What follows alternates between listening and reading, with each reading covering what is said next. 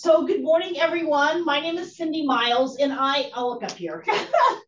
My name is Cindy Miles, and I'm the president and CEO here at the Kansas Nonprofit Chamber. I've been working with nonprofit organizations for many, many years, so I'm excited to present to you today on engaging your nonprofit board in the fundraising process. I would like to take a minute and have everybody introduce themselves, just so I know who's on the call. And how about we start with Kathleen? Hi, I'm Kathleen. I work at the McCormick Museum. Okay, thank you, Kathleen. And then Laura? My name is Laura, and I am the resource coordinator for Kansas Family Advisory. Oh, here, video? Probably. K-Fan. Yes, thank you, Laura. Lisa? Hi, I'm Lisa, and I am the executive director at Juniper Arts Academy here in Wichita. Good to see you, Lisa. And then let's go to the people in the room.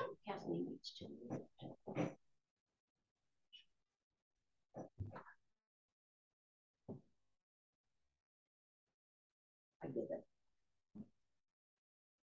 Okay, let's start right here. I'm Luanna Peck, and I'm with the McCormick School Museum. All righty.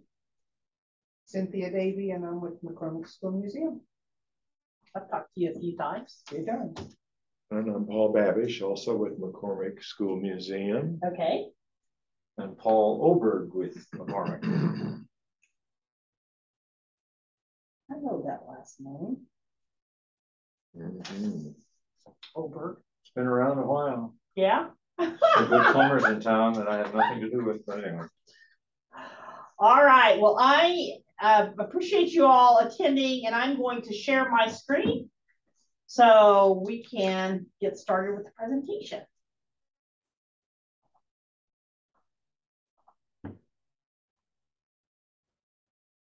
I love talking about this topic because it does seem to be a big challenge with nonprofit organizations to be able to get their boards engaged in fundraising. So hopefully by the time we get done, you'll have some ideas on how you can actually get that board involved in fundraising. And a lot of your board members anyways, right? Yes. Luanna is secretary for the council, which Okay. means she's on the board. Okay. Paul is vice president of the board. Yes. And curator also. And Paul is a very diligent volunteer. He's there most of the time. And he's what is your He's a board member. Oh, he is a board member. Okay, yeah. I was thinking officer. Yes, he is a board member. Okay, very good. And also Kathleen is the secretary of the board. All right. So yes, we have good representation here. Cindy, I think someone was in the waiting room. Oh, was there somebody in the waiting room? Amber Jewel. Oh, wow. You want me to Hold on go? a second. I can go. Oh, out here? No. Oh, no, up there. Yes. Ah. Yep, you're right. There's Amber.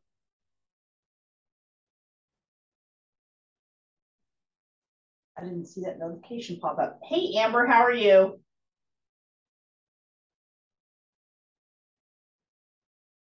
Amber, can you hear me? Yeah, I can hear you. Okay. And who are you with? I am. Can you hear me on there? Yep. I'm at a school today, USD 245.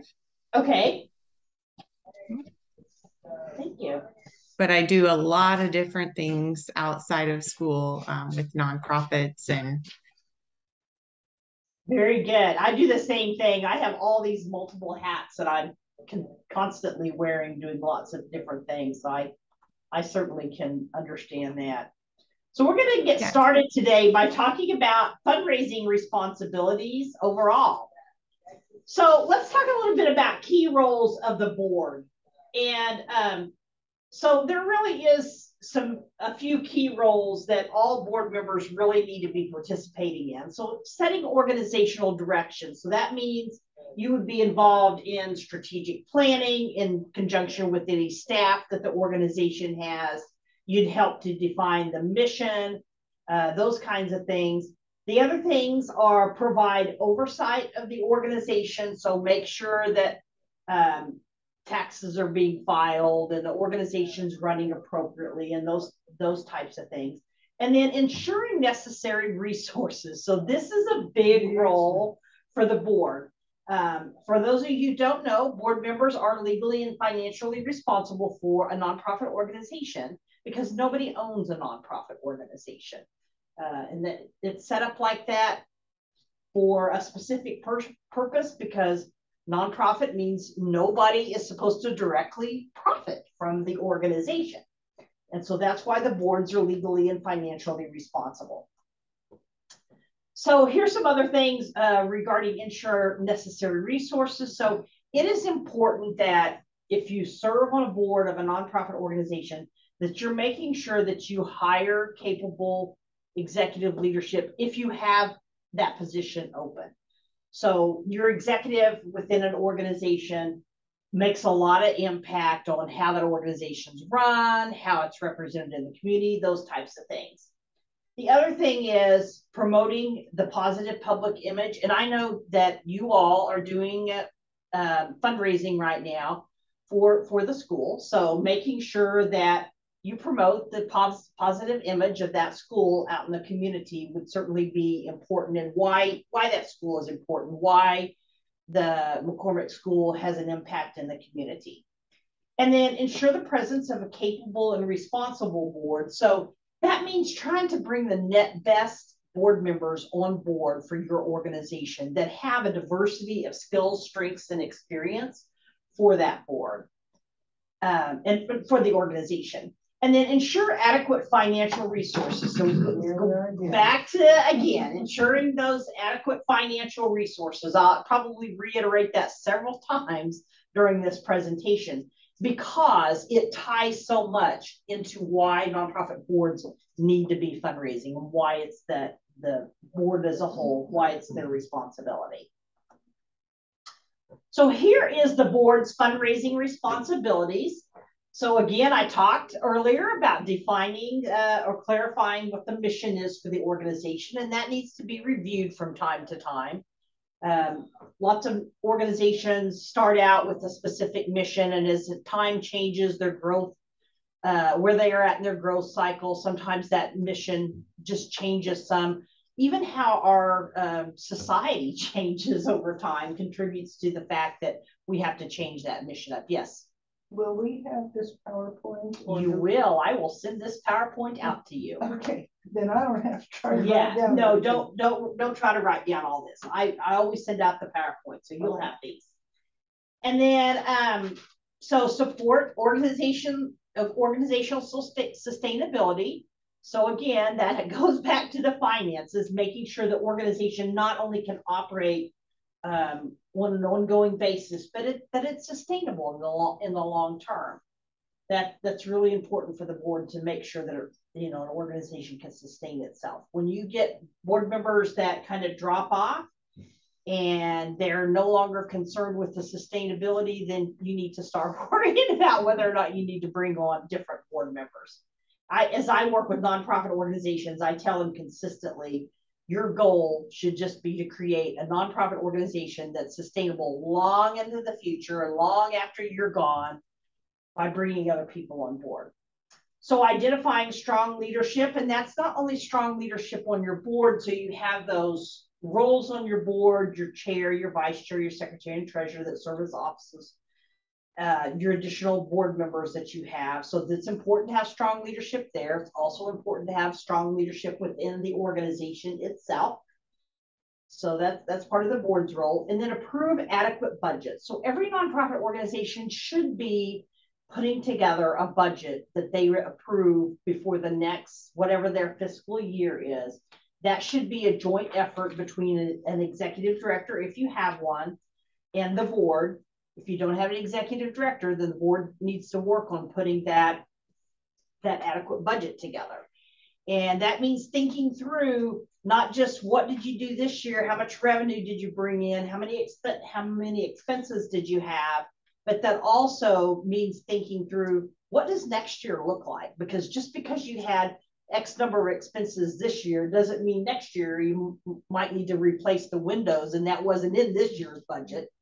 So, you know, and you might have a maintenance line item in your budget for this year, but it didn't include as much money as what it's going to cost to replace the windows next year. So you need to be thinking about those things. And the other thing about putting together that budget and having the board approve it is that budget should always balance. So whatever you put together in expenses, you need to figure out how you have revenue that is the same amount as what those expenses are, at least for creating the budget. It may not come out like that. You may end up having a lot more revenue than you do expenses, but the point is not to put, you know, $200,000 in expenses in and put 125,000 in expected revenue, because you have to have those things balance out. There's no way you'll make a $200,000 budget that of expenses way out if you only have $125,000 planned in revenue.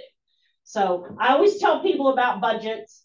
It's everybody's best guess. We don't generally know what's going to happen next year. Certainly COVID taught us that. We don't know what's going to happen next year, but we have to do our best to try to figure out and plan for what we hope to happen next year. So that ties into planning for the future of the organization. So nonprofit boards always have to be thinking about what's coming up in the future. Do we need to replace the windows? You know, are we heading towards a recession? What's coming up? And part of that planning for the future has to do with creating a strategic plan, setting goals for the organization that really drives how the organization is going to move into the future. You've probably all heard, if we fail to plan, we plan to fail. So that planning is really important. It's important for the board to be familiar with the overall fundraising plan, which is generally created between the board and staff. Generally, it's the executive director, if there is one. I know you all don't have an executive director. We have complete volunteer. Yes. So, so then, you know, in that case, when you're all volunteers, and of course the board needs to make that happen. But it's important for everybody to know what the overall fundraising plan is and participate in the fundraising process, which we will get farther into. So here is the board's fundraising responsibilities. They should clearly define annual fundraising goals. Whatever those goals are, the board should come together. They should make a decision. And again, for those of you, I know Lisa's an executive director. For those of you that are executive directors, that needs to be done in conjunction with the executive. But you need to clearly define whatever those annual fundraising goals are, whether it's $100,000 or whether it's 10,000, whatever those goals are, you need to define goals. Again, if we don't set goals, we don't have anything to strive for, right? We don't know whether we hit those goals if we don't have any. And then the other thing is to delegate responsibilities to meet these goals. So you can't ever, Lisa, I'm preaching to you up there, friend. You can't ever just take on all of that as one individual. And I'm giving Lisa a hard time because she runs a small organization as the executive director. She tends to take on a lot and she can't do it all herself. And so it's important to delegate. Everybody has some sort of a role in that whole fundraising process. Then you need to create fundraising and donor recognition policies. So how are you going to thank those donors? And whether it's thank you notes, and handwritten thank you notes are certainly still appreciated. Is there, you know, some little something from your organization that, you know, will you give them a coupon for a free, you know, entry one day to view the museum? Whatever that is, you need to think about how you're going to thank those donors and who's going to do that work. You need to identify who's going to do that work.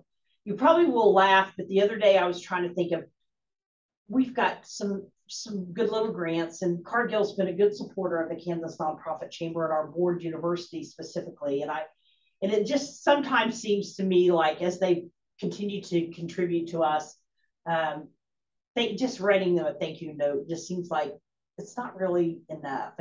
And I was thinking, I should go over there with a big sign that says, "Thank you, Cargill, for supporting Board University," and just stand out in front of Cargill for a few hours and just say, thank you. And let people in the community as they're driving by see that we're really appreciative of what Cargill has done for us. But, if you can think of something really unique or whatever to thank your donors, I'd certainly incorporate some of that as well. Hey, Cindy, can I ask a question Yes. there? Yes. So my board had a great idea of we're developing a monthly giving plan just to kind of Yes. steady our revenue income because we don't sell product. Yes. So one of the things that we were talking about, my board would like us to give out little like acrylic, but they look like crystal kind of trophies for people who are giving out a certain amount. But right now, we're not sure if we should wait until we have more people in there or invest that now. I mean, they're like $25. Like it's really not a big deal, but like it seems like a big deal when you're a small nonprofit, like every dollar counts. Right. So what are other meaningful like tokens that you have found that donors really appreciate, especially when they're like recurring givers who are really investing in your nonprofit? Yeah, so the thing about some of those things that we buy, Lisa, to give to show donor appreciation is that I always tell the story about a gentleman that used to give a lot of money away in the community. And he really disliked those types of things because he felt like my money is not really being used in the best way if you're spending money on these things. And a lot of donors don't really need those additional things. On the other hand, when I worked for Butler Community College and we would have our annual donor dinner and we would recognize giving levels that donors had achieved, sometimes they give them a they bought little pins for, what kind of lapel pins. They would buy little lapel pins, which people really like to kind of collect the little lapel pins, and they were different for different giving levels. They would buy certain engraved pins.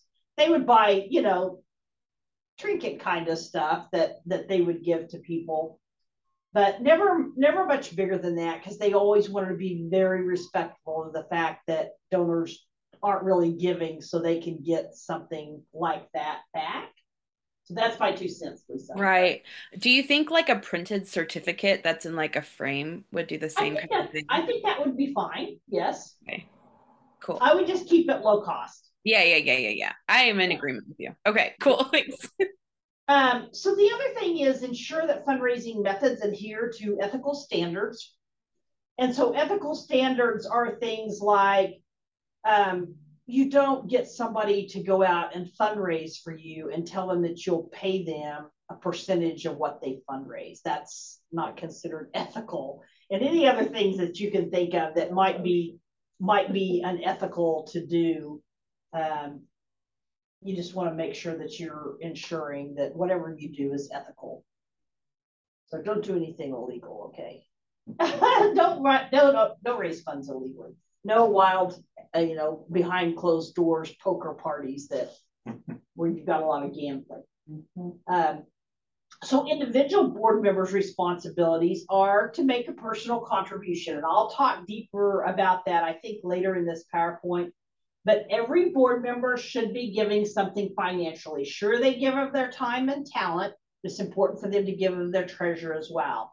And probably some of you may have heard me tell the story about representing a coalition here locally and going and asking a group for $30,000. I did not get the money because the people involved in the coalition weren't giving. There are lots of grants and lots of donors that want to know that 100% of your board is giving something financially, whether it's $100 a year or $25 a year. The point is that 100% of the board gives something financial. And then identify, evaluate, and cultivate prospects. So it's important for you to think about who do you know in the community, to recognize who's giving in the community. There's lots of ways to do that. Sometimes as I flipping through the newspaper, I'm flipping through a particular magazine, I'm watching TV or something like that about some nonprofit's event, I'm identifying, well, who are the sponsors for that event? Who's actually giving to that event? Sometimes I'll notice that with certain events, they have people that have agreed to be like table chairs or something like that, which also represent that they probably are giving something to that organization. The other thing that I like to do is this, I visit organizations, and I hope this doesn't get out, but I like to go look at their donor walls that they have and find out who's given and how much have they given. So, well, that's what they're for. I know, right? They are. Because if it's I think that, they're giving money here, maybe they'll give money someplace else. They probably are giving money someplace else. So however that looks, it is each individual board member's goal to identify, evaluate, cultivate prospects. And then attending face-to-face solicitations. So I can tell you, it is important to occasionally, especially if you as a board member have a connection to somebody, to go and participate in those face-to-face solicitations. You all are a little bit different because you don't have a paid executive director. You don't have any paid staff whatsoever. But participating in face-to-face solicitations in some way, Lisa, for you, or Laura, maybe for you, if KFAN was going to make an ask, maybe taking a board member along if they had a connection to that specific organization would be a good idea. Also, writing appeal letters. So appeals should happen probably at least a couple of times a year. And I used to serve on a board that the organization would create an appeal letter, and us as board members, before, after, during the board meeting, would grab whatever letters that were going out to people that we knew, and we'd also write additional little notes on those, because if John was giving and I happened to know John, a note from me that was added to that meant more to John, right? So right, in whatever way that looks, writing appeal letters, organizing and attending special events. So if you're a board member and you're planning an event, or for those of you who have board members, you're planning an event, those board members should be participating in those events. And the point is to try to get 100% of those board members to attend that event, to be able to mingle at that event, to be able to tell, explain what the organization does for those who don't know, to be able to thank donors that might specifically be there. So organizing, attending at special events, that's specifically important for you all from the McCormick School, because the fact you don't have any paid staff, you have to organize whatever your own events are. And then there's that thank donors again. So I won't say anything more about that. So let's talk a little bit about setting some goals for the individual board member. So making an annual personal contribution or stretch gift. So if you've got $200,000 in annual income, and you're only willing to give an organization $10 or $25, that's not a stretch gift. A stretch gift should be something that is really kind of pushing your limits a little bit in how much you give. So whatever, again, that is, every organization should either identify in their board agreement that every board member should be giving a stretch gift, or they should identify a specific suggested amount that each board member should contribute. The other thing is raising. So you can set goals for board members to raise some sort of, this says raise at least $5,000 from additional donors. It might be, can you raise an additional $1,000 from donors? Can you raise an additional $500 from donors? But that just challenges each and every board member to get involved with doing that fundraising, reaching out to friends or whatever. And that $5,000 or $1,000 or whatever, it doesn't just really have to be dollars. If you're having a fundraising event, it could be that value in auction items or whatever that looks like. And then attend those special fundraising events, and not only you attend them, but inviting others to attend those fundraising events, whatever your connections are. And then being available to assist with other fundraising efforts that the organization is doing is certainly another important role for nonprofit board members. So these are just, I mean, like how much money you raise, that's an idea. You can certainly create your own. So why should or do board members give? Well, they do it to demonstrate a personal commitment. When I work with nonprofit organizations and they say, well, our board members don't want to give, they give them their time and talent. And I always have to ask them, if a board member is not willing to give something financially, how committed are they really to that organization? Because you need board members that are really committed. And if they're, that really shows commitment. I mean, those that goes to church, you know, we've got tithers and they tithe every Sunday, regardless of whether they feel like they can afford it or not. That's showing a true commitment to their church. Mm-hmm. So certainly we have lots of people to do that. We need that same type of commitment to our nonprofit organizations.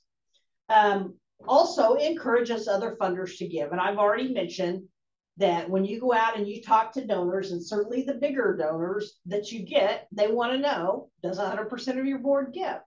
And so you need to be able to exhibit that 100% of your board members are giving. And I know lots of grants out there that will also ask, you know, are all your board members giving? So it encourages other funders to give. And it does create that board member ownership. And not that you ever own the organization, but you take that organization really important. It's really important to you. You take it really seriously. It means a lot for you to be able to make this organization sustainable or to be able to operate. So it does show those things.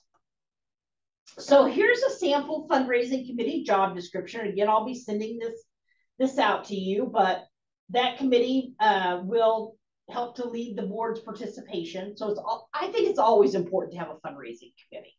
There's always people that generally have some sort of specific skills, or hopefully there are, that really have a leg up on everybody else in regards to fundraising, or should have a leg up if you've diversified your board. So that fundraising committee would do things like lead the board's participation, so try to get the board engaged in that fundraising. Certainly work with the staff to develop a fundraising plan. Fundraising plan is really important. Develop those fundraising policies, plans, procedures, and schedules for the board. And then teach board members fundraising skills and techniques. And we'll talk about that in a bit as well. Good. Not everybody has the skill to ask for money. And it's terrifying for some people to, actually a lot of people, more people than not, are terrified to ask for money. And sometimes if they're just taught some specific skills, it makes it a lot easier.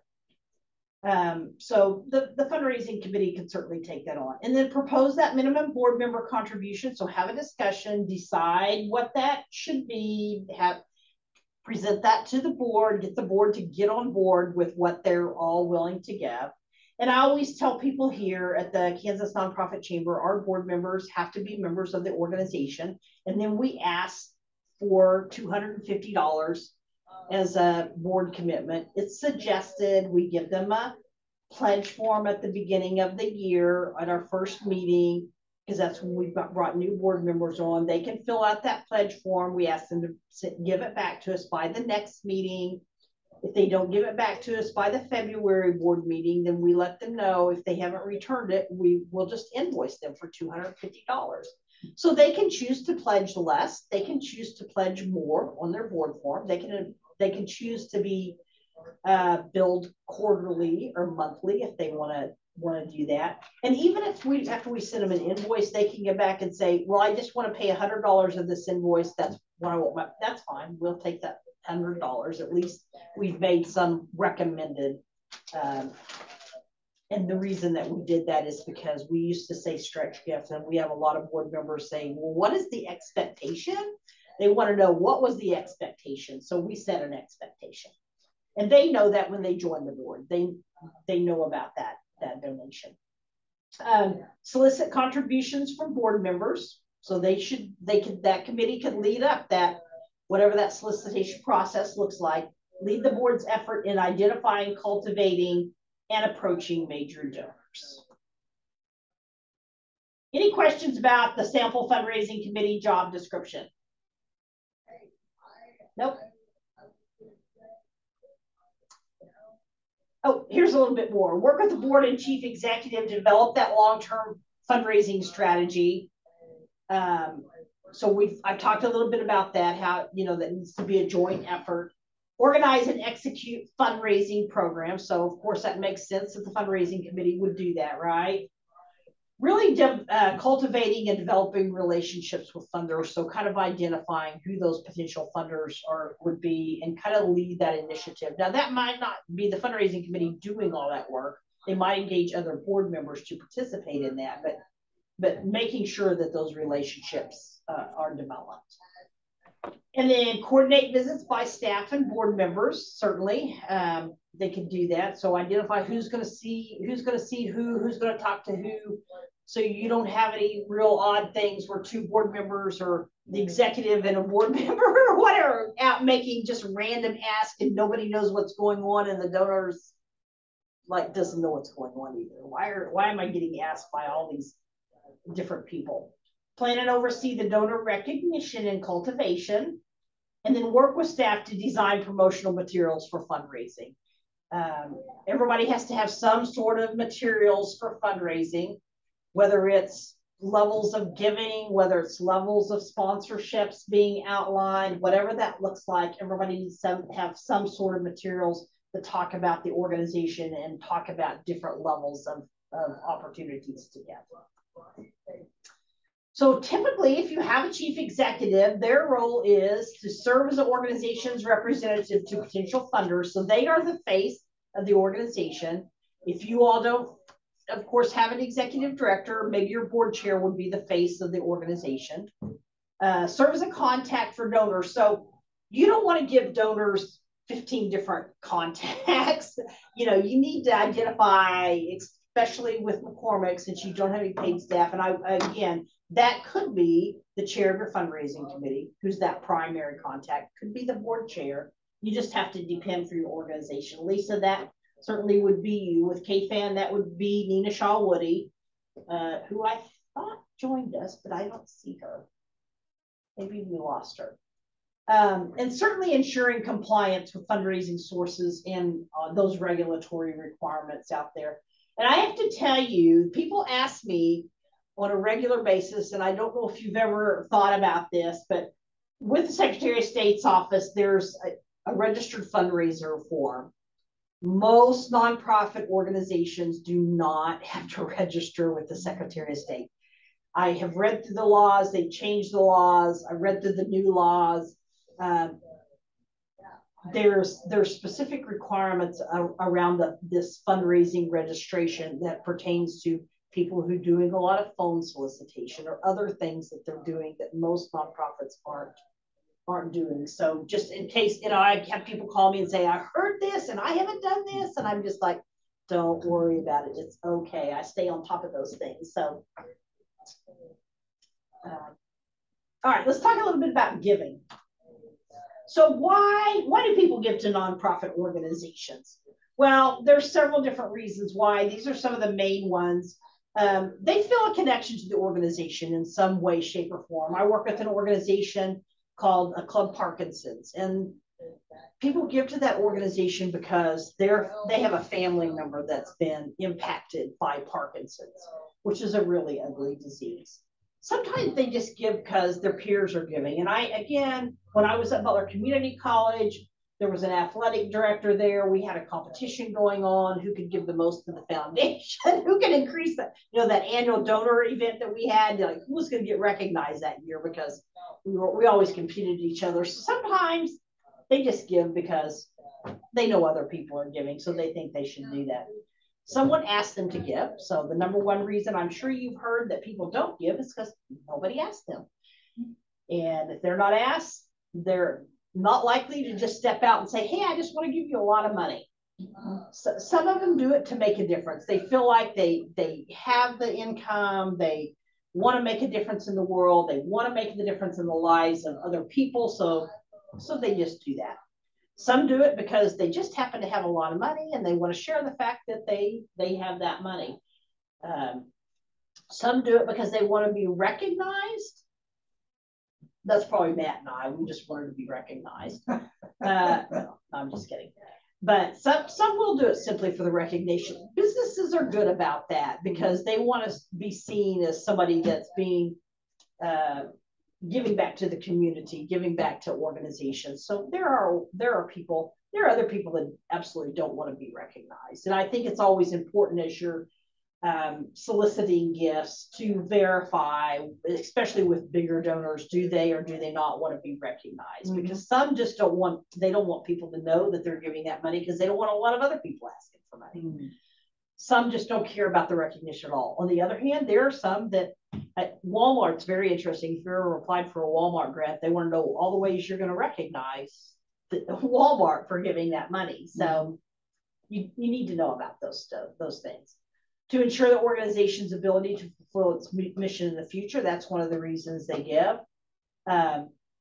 Also for tax reasons, I'm kicking myself because this year I should have donated more so I could have paid less to the IRS. And I think I'm donating a lot, and then I can do my taxes and I find out, I could have given that money to nonprofit organizations and reduced that, what I have to give to the IRS. So some do it for that, which is why when you get all those mailers at the end of the year with people asking for funds, why that's successful, because people get to the end of the year, they realize they haven't given a certain amount of money. They're going to have to pay more in taxes if they don't. So despite all the different solicitations you get, they are very successful, and those end of the year annual appeals are very successful. That's why you get so many. And then to ensure their pet project finds a home. Some people give for that reason. I talk about a local museum here that some people started because they had a huge collection of stuff and they didn't want to die and just leave it or whatever. So they started a museum. They contributed to that museum because that was like their pet project, is having all these different things. And they continued to support that museum, not only after, until they passed away, but leaving an endowment for it to continue to run afterwards. So that's some of the reasons that people give. Okay, so why do they not give? Well, the solicitation is infrequent or it's not communicated, very well. They don't really understand how their gift would make a difference to the organization. They don't feel wanted or needed. They receive no direct personalized appeal. So that's really important to some people. They gave an unacknowledged gift in the past. And I happened to talk to a donor in the past couple of years that said they had given a sizable gift to an organization and never received any sort of communication and would never give again. So we never want that. We never want that to happen. We always want to make sure that they are recognized. And there's that they were not asked to give. And then sometimes the timing just isn't right. So sometimes when we make asks, we can walk away, and I'm going to do a session in a few weeks for this series on making the ask, but sometimes the timing it's just not right. COVID is a perfect example of that. A lot of people were struggling. They were hanging on to their money that they said no at the time, didn't mean no always. And you should always be asking that.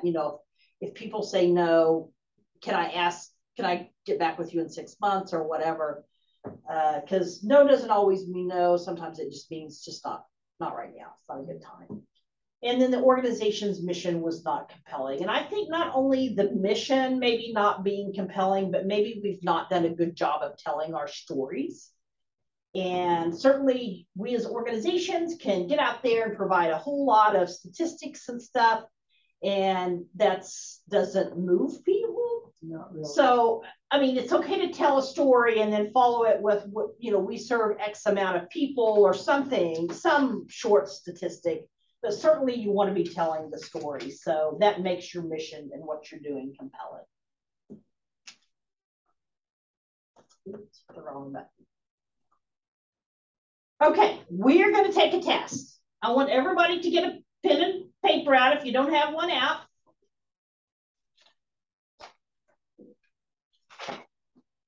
and I'm going to read you the questions to this test. You're going to answer these questions. I've got 3 pages.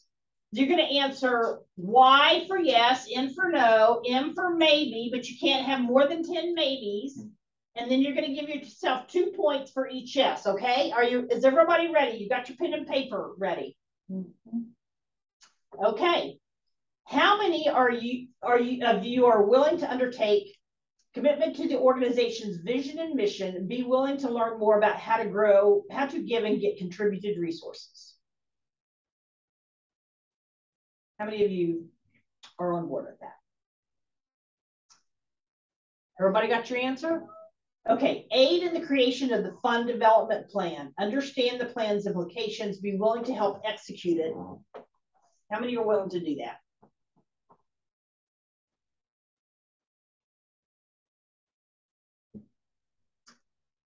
The next one is decide a realistic budget allocations for the organization's fundraising program.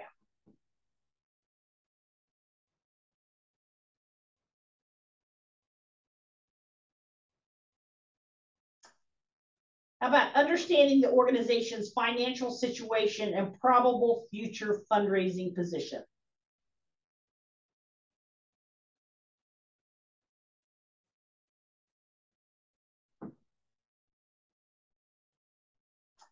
Evaluate progress by asking friendly but searching questions such as, are we doing what we agreed to? If not, why not? So on and so forth. I'll let you read the rest of that.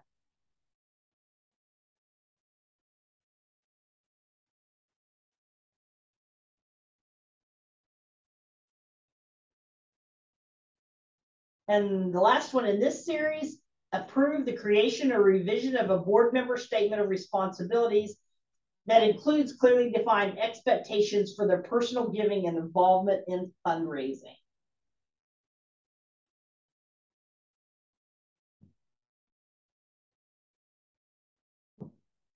All right, everybody got their answers? How many points does everybody have? 12? How about you online? How many points? I have 12. 12? Kathleen, 10? Yes. Well, Amber and Lisa? 10. 12. Lisa said 12. Amber said 10. Okay. Let's move forward with the next part of this test. So this has to do with fundraising for the organization.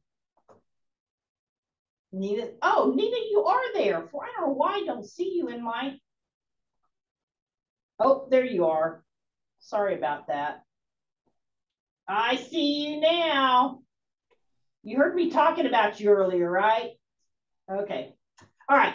So we're going to do the same. Yes, no, maybe. So provide the names and addresses of donor prospects for the development mailing list.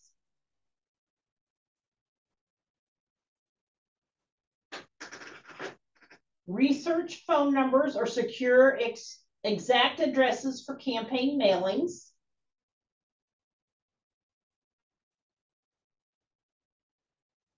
Attend training workshops to discover how better to carry out your role and to augment the overall development process.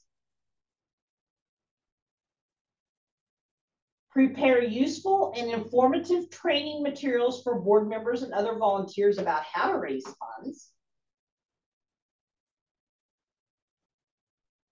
Advocate for the organization or cause and serve as an enthusiastic community relations representative. Sorry, it happens. Acquire mailing lists from a variety of sources in the community to augment the organization's database.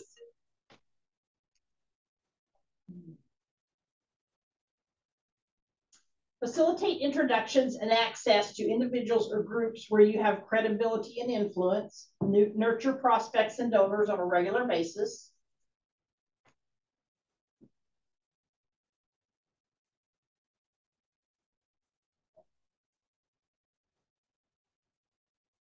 Everybody have those?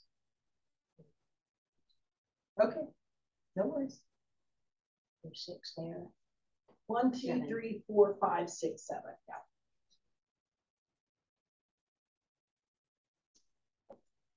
Everybody ready to move forward? Yes. Oh, I'm sorry. I forgot to tell you, you get 1 point for each yes. I hope you didn't write down 2 instead of writing yes, Y, N, or maybe. Anyways. Okay, distribute, hand deliver invitations or promotional materials to targeted markets, individuals, businesses, church, temples, community groups, or clubs, etc. Spearhead the formation of a business and professional advisory group and encourage one of your own professional advisors, such as a CPA or an attorney, to become involved with your organization. Find and relate one or more human interest stories to illustrate why gifts are needed and how they are used to provide, enhance, or expand your organization's outreach and impact. That would be a human interest story tied to your organization, not just one that's out there. Brainstorm innovative ways to thank and recognize donors.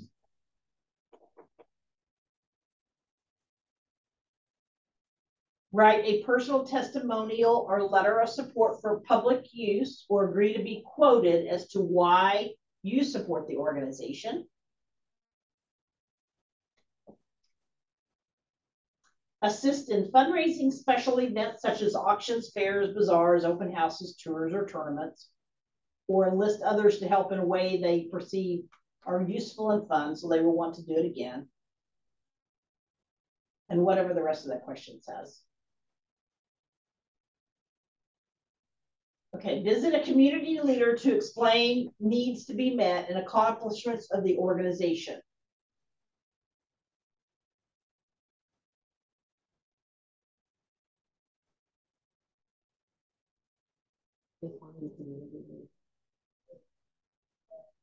What's that? People that are considered leaders in the community. In other organizations. Yeah. Yeah. All right. So one point for each yes. How many points did you all get? 11. Who got 11? Kathleen got 11. Now, what are we covering? Just this page or overall? Yeah, this is just a fundraising. Yes. Just Just on five. this page, No. 7. Seven's a nice. No, this page and the previous page went together. Okay. This is a different section. So 13. 13. Okay.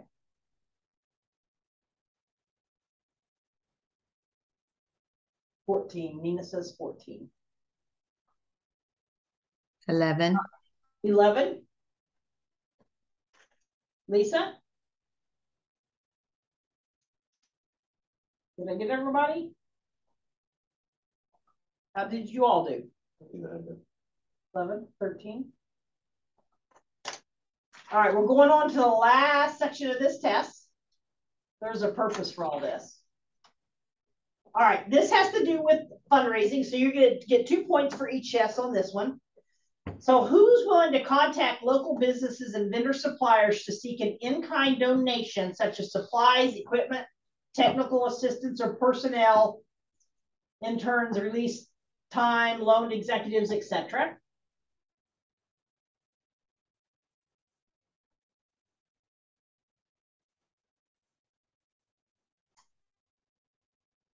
Who is willing to personalize the annual direct mail program or other endorsed campaign by using at least 2 of the following techniques that are listed there? I'm not going to read them, but you can read them.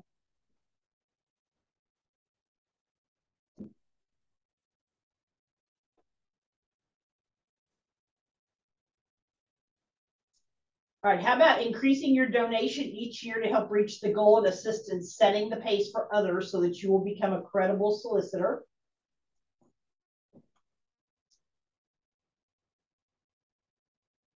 Request a pledge or contribution from designated prospects or lapsed donors. Solicit a cash contribution from a service club, civic group or church or temple or request a gift for a particular promotion or publication.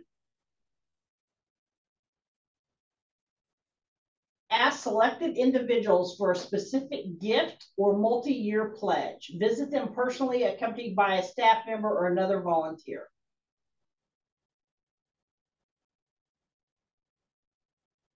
All right, how many points? What do you all have? 10. 10?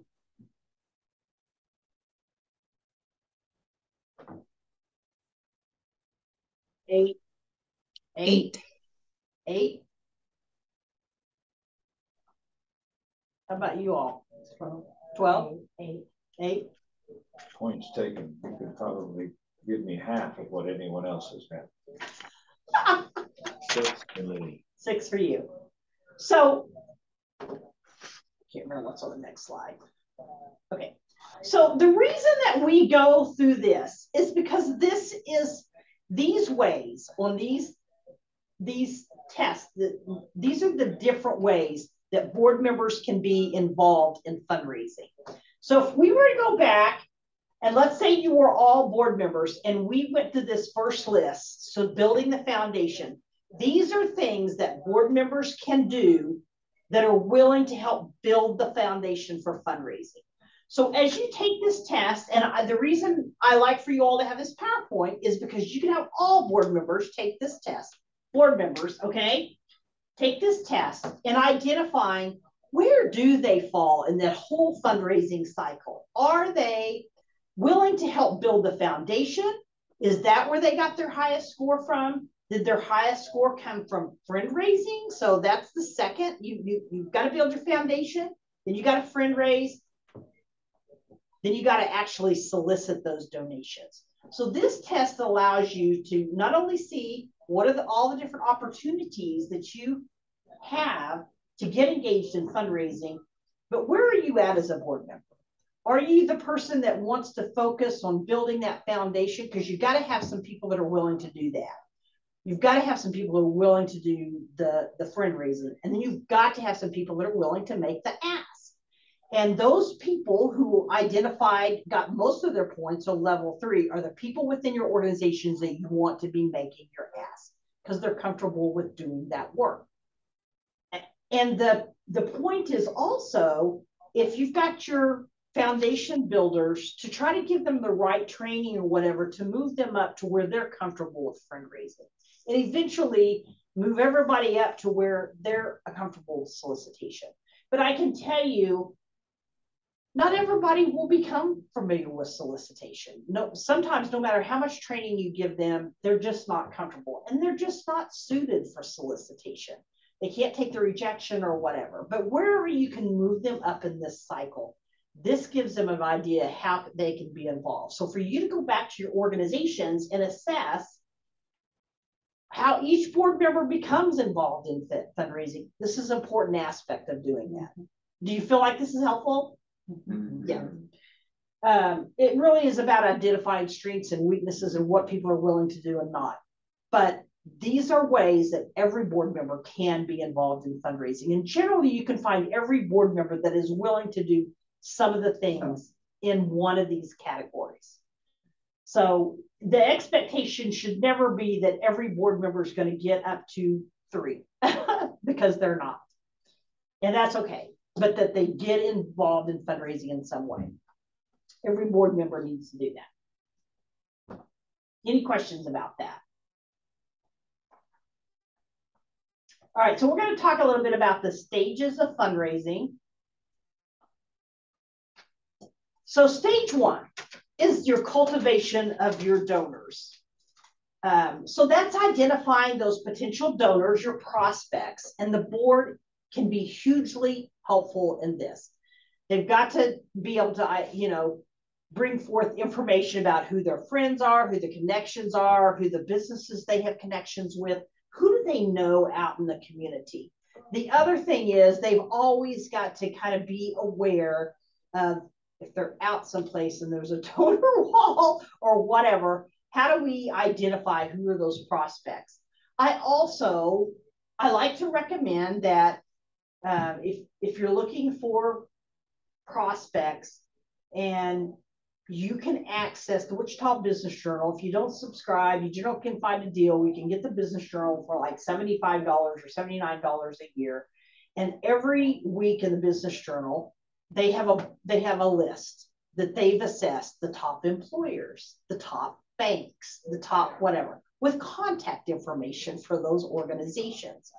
I think that's a great, depending on what organization you're with, I think getting those access to those lists every week are great for adding to your prospects, because you can find out information about those organizations. And I can tell you also, you should always put all the banks on your list, because banks have the Community Reinvestment Act, federal law that requires banks to give so much back to the community every year. So they have to give. So I would always add all the banks, and certainly the bigger banks, Community Reinvestment Act. So check into that. Building those relationships with prospects. So I challenge organizations to come up with a big list of potential donors that they can send an annual appeal out to, send an email out to, whatever that looks like, that you can just mass communicate with them. Then I also challenge them to come up with 100 or so top identified donors, people that have a capacity to give more money. And that of that top 100, maybe they identify a top 25 that they're going to communicate more closely with in the next year. And of those top 25, maybe they identify 5 or 10 that they're going to make a point, because they know these people have the capacity to give, to go out and actually sit down, have a meeting with, explain what your organization is doing, explain how they can impact the organization, but continue to cultivate that relationship until they can make an ask. That's where your major donors come from. I tell people on an ongoing basis, Lisa, I'm sorry if you've probably heard this, 69% of the $471 billion that was given last year by people across the US, 69% came from individual donors. 20% came from grants, 4% came from businesses, 69% came from individual donors. So many times our organizations want to look at how can we grant fund this and grant fund that, and grants are not a sustainable way for your organization to operate onto perpetuity, whatever. Yes, that word. So anyways, cultivation, generating interest in the organization. So whether that's telling those stories, those kind of things. When you say individual donors, some of those would be large, like. Yeah, they would be. You're not necessarily saying like me and Luana. Oh, you're saying people that have many individual donors that see a need. It's a combination of major donors and your smaller donors. But not necessarily what you're saying is that your companies are not in a different really, category. It's a totally different. Okay. It is. Now that doesn't mean, so let's take an example. That doesn't mean that Aaron Bastian, the president of Fidelity Bank, certainly he has a say in the bank giving, but that doesn't mean that Aaron doesn't give separately outside of as an individual. Yeah. Yes. Okay. So you're counting those people as individual donors. Okay. They are. If they give on out of their own pocket, they're individual donors. Okay. And then showing prospects what the organization is all about, the history, the programs and finances. You've got to educate them.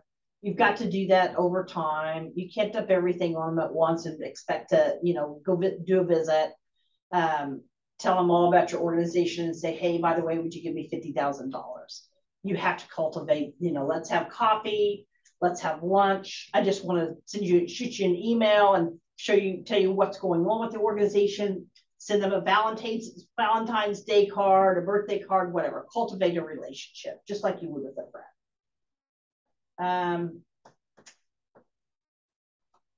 So stage 2 is the actual solicitation. So presenting the organization's case statement. Again, that's whatever material you've put together that talks about the organization, why the organization is important, maybe tells, a story or two, potentially presents a budget for the organization, what you're needing funds for, how much funds you're needing, giving opportunities. So whatever that case statement is that you put together, presenting that organization case statement to them, participating in a 101 solicitation. So that's when you're actually going to make the ask. That's part of the solicitation. Sending direct mail pieces with personalized notes. So again, back to the birthday cards, the notes, whatever, that's part of that process. And then there's, the making the telephone solicitations.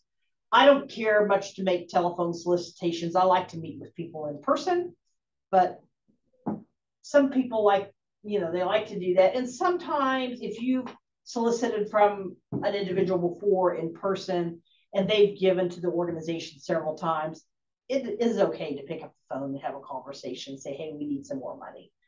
There's lots of fundraisers that have jokes about, calling donors and donors saying, okay, what do you want this time? But then giving them the money. So that's part of that cultivating that whole relationship. But again, you have to actually make the solicitation. And of course, stage 3 of that is that stewardship, that thanking the donors, letting them know how their gift makes a difference. And then continuing to maintain those relationships. So just because you've made an ask doesn't mean that relationship ends. You have to continue to build that relationship, get back in touch with that person, give them an update, call them and say, we've reached this level of giving for our capital campaign, or our programs, we're doing this with our programs, or we served X amount of kids last year, in the last 6 months, or hey, I want to give you the exciting news that we got the windows replaced, or whatever that looks like. Just giving them updates without asking them for a donation. And I want to throw in there, one of the worst habits that I see nonprofits do is they send out a thank you with a request for another donation. Please don't do that. Just appreciate without asking for or more. they send so often that you feel like your entire donation was used up in. You're right. And postage is getting so when you extremely get something high. from someone asking for money every 2 weeks or it's a lot. It's too much. Like Luana said, well, my donation didn't do one hoot good for you because you spent it all trying to get more. Yes. I appreciate you saying that. Yes, don't do it. Don't do it. Maintaining those donor relationships, again, the thank you letters, any type of donor recognition activities. I love when organizations set up those recognitions where they recognize lifetime giving, and that's what we did at Butler. People would, they might start out with giving $1,000 and they were recognized, but Butler had different levels. So, you were recognized when you reached the $10,000 level, you were recognized when you reached the $100,000 level, and so on and so forth. But it was the lifetime giving. So that might have been given, 100,000 might have been given over 20 years, but they recognize those people because they continue to give to the organization. So I love lifetime giving levels and that recognition that they just come together and have a dinner for them. So whatever that looks like, providing the updates, invitations to special events. And sometimes it's okay to invite longtime donors to your events and not charge them for the table and just get them to bring some friends along that also have the capacity to give. Sometimes it's okay to do that. So how do you get board members involved in cultivation? Well, have them make that personal contact with prospects. Have them make the connection with the friend or whatever contact it is they have. And or, if you've got an executive director, have them take the executive director along to make that personal contact. So that's important for executive directors, for board members to introduce executive directors to some of those contacts out there. Show your prospects your facilities. When I served on a board of an organization that has a children's home out in Andover, us as board members were each challenged once a year to host a lunch or something there. I'd invite some friends that I knew had the capacity to give. I bought them lunch because I didn't want to put that off on the organization or whichever board member was doing that. We had them come out to the children's home, tour the children's home, and it made so much more of an impact than me just sitting at lunch someplace with a friend saying, here's what the children's home does. Being there, just seeing the facilities. So anytime you can get the prospects into the facilities, give them a tour or whatever, that's another way to cultivate, another way to really make an impact.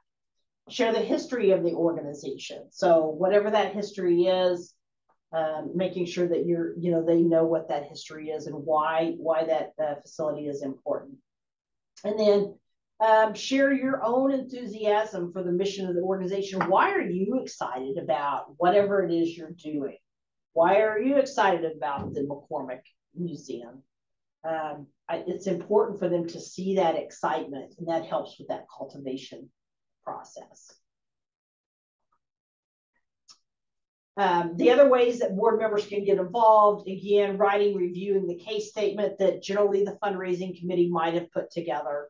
That's not really the whole board can have input, but to try to get the whole board together to write a case statement is well, maybe a little bit like herding cats. Mm-hmm. But focus on the results and not the organization's needs. So if you want X amount of dollars, how will that really impact the organization? Lisa, if you got X amount of dollars for your organization or X amount of instruments, how does that really impact those students that you're serving? So don't forget to tell those types of stories. Make sure you include clear, essential facts, and then add some sort of connection to the community. Connection. What do you mean when you say add a connection? We're talking about the case statement. A connection.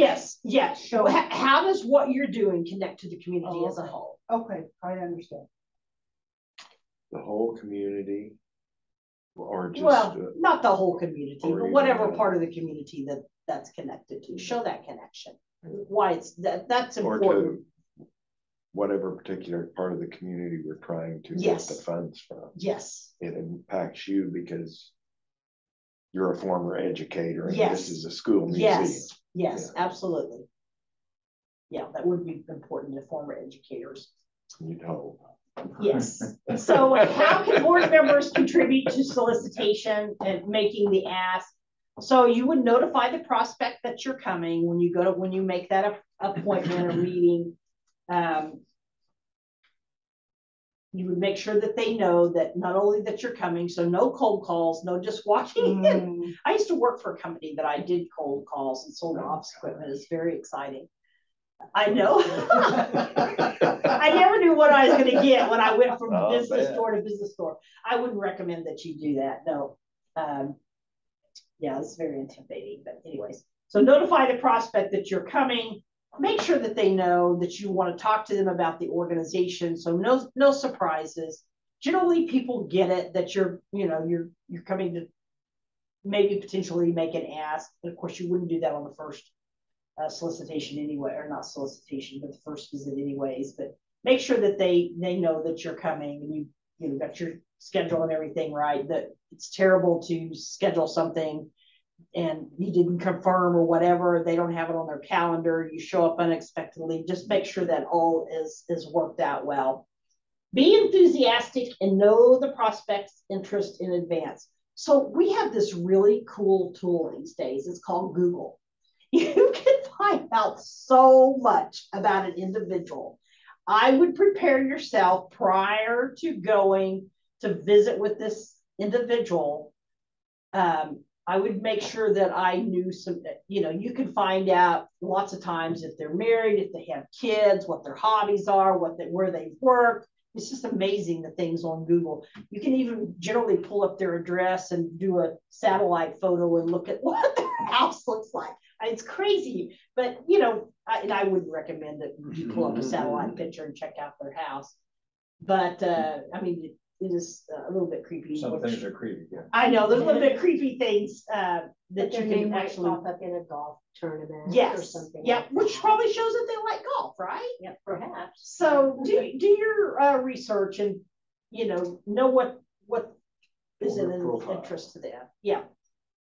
And not only do you want to do that when you meet with them, but that's information that you want to maintain in some sort of a donor database that you created, so you can remember, because you get too many prospects going and it can be very difficult to remember. So bring a staff member to answer specific questions if you have staff, because sometimes staff who's there day to day have a lot more information than some of those board members who aren't there day to day. Research the donor's giving history to determine the appropriate amount to ask for. So interestingly enough, if you can find out that somebody gave to, I don't know, the Wichita Art Museum, and they were a major donor to the Wichita Art Museum, you can go to the IRS website and look up Wichita Art Museum and look at their 990 form, and you can find out who their biggest donors are and how much money they gave. And so that gives you an idea of how much money to ask for. You don't want to over ask, but you certainly don't want to under ask. And I can tell you that recently I was asked to contribute to a capital campaign, and they asked me for much less than what I would have been willing to give. And so I gave them what they asked for. But I felt a little sorry for them, because I might have given more if they'd asked me for more, but they didn't. So do they, on those 990s, everybody who gave, or they don't generally have everybody that gave, but they generally have the major donors. Yeah, the biggest contributors to the organization. So when you go to these folks, you literally specify an amount that you are asking for? sometimes I've seen that. Yeah, foundation directory at the library is awesome as well. It depends. These Yes, folks I mean have lots of obligations they have to get to. Yeah, lots of ask.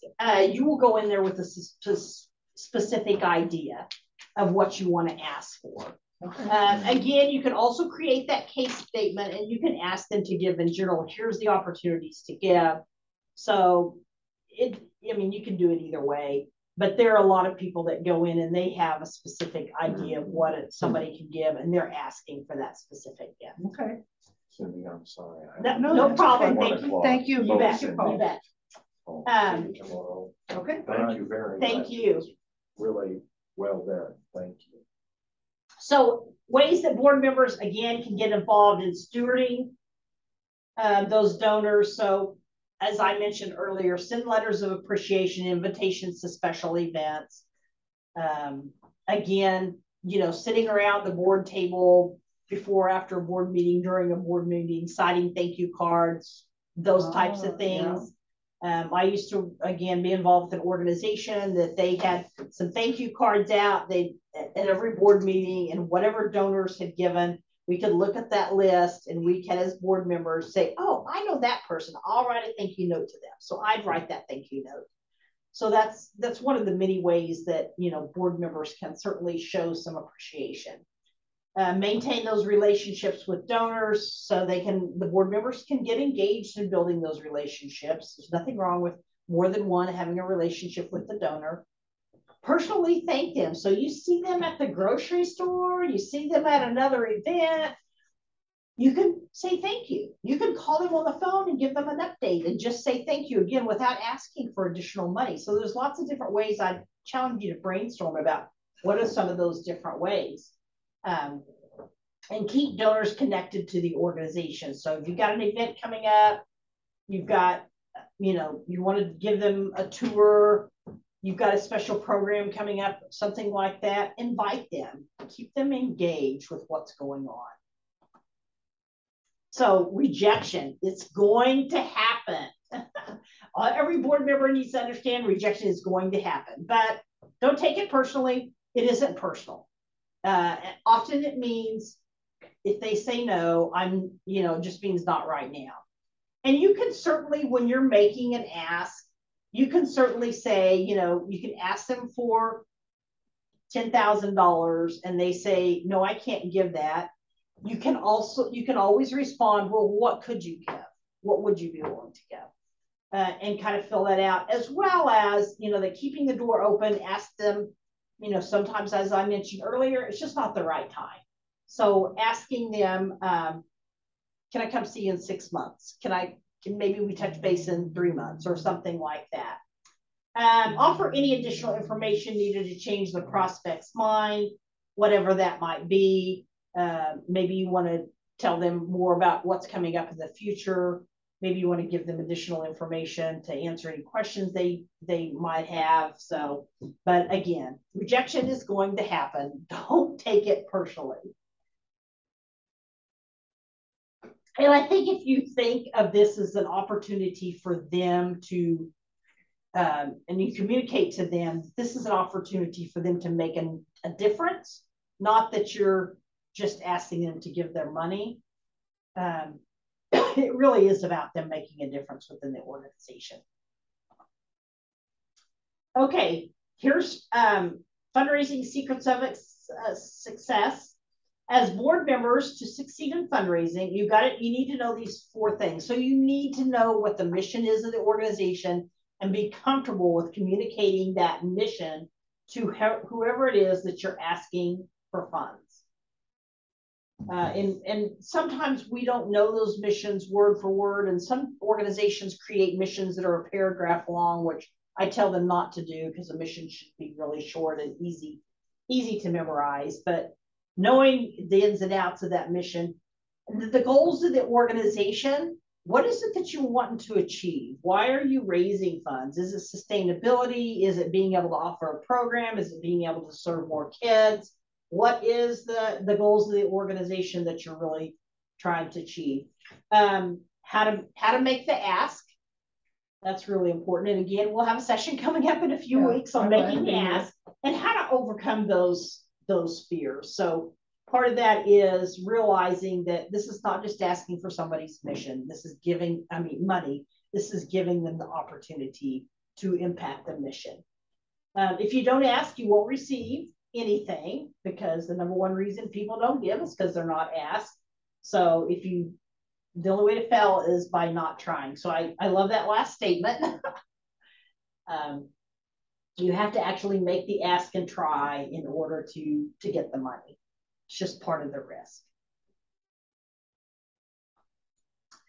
So that's all I have, but I'd love to know what questions that you all might have related to getting your board involved in fundraising. And I hope that when I send this PowerPoint out, that you will all take this little test and assess where your board members are at with fundraising and let them know how they can get engaged.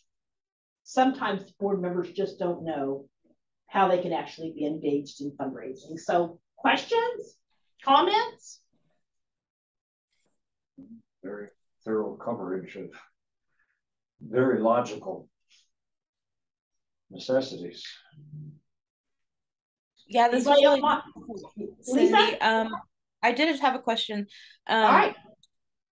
With the board, how can I, as the executive director, bring this to the board in a way that doesn't feel, just because like they're my authority? I'm always trying to balance that, right? Of not being saying this is what you need to do, but also saying like these are the expectations. Yep.